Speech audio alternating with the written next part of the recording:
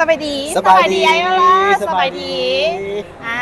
มื้อนี้ไผ่ก็ต้องฮู้จักแน่นอนว่านี่คือไผ่เนาะและตอนนี้น้องอยากถามความรู้สึกของไอ้ล่ะว่ามีความรู้สึกใดๆที่มาร่วมงาน Miss Universe ปีนี้ แน่นอนเนาะเราก็ต้องมา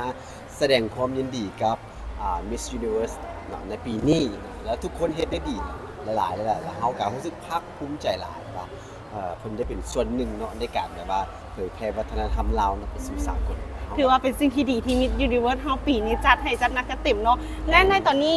ก่อนหน้านี้ไอ้โอล่ามีคนในใจบ่ที่ว่ามาแต่บ้าน เอ่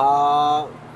อืมเสียมือทุกคนนะ นี่ เอาสิซะเออ แบบว่าให้น้อยน้ำตามใจเลยเนาะ บ่ แบบทุกคนคือเต็มที่และ เออ เราเสียทุกๆคน และสุดท้ายนี่ไอโอล่ามีผลงานอย่างบอที่ว่าจะให้พวกเขาติดตามได้เบิ่งเป็นกันยาว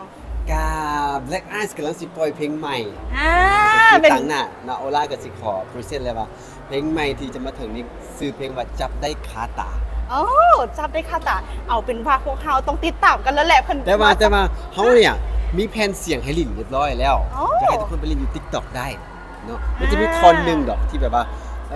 ติดหู แล้วอยากให้ทุกคนเข้าไปเล่นแผ่นเสียงตรงนี้ที่เราจับได้คาตาเขียนไว้เนาะ Black Eyes จับได้คาตาเข้าไปเล่นแผ่นเสียงก่อนๆเด้อและอีกประมาณ 2-3 อาทิตย์เขาก็สิได้ปล่อยเพลงใหม่เพราะว่ากำลังเกียบถ่ายทำ MV ไว้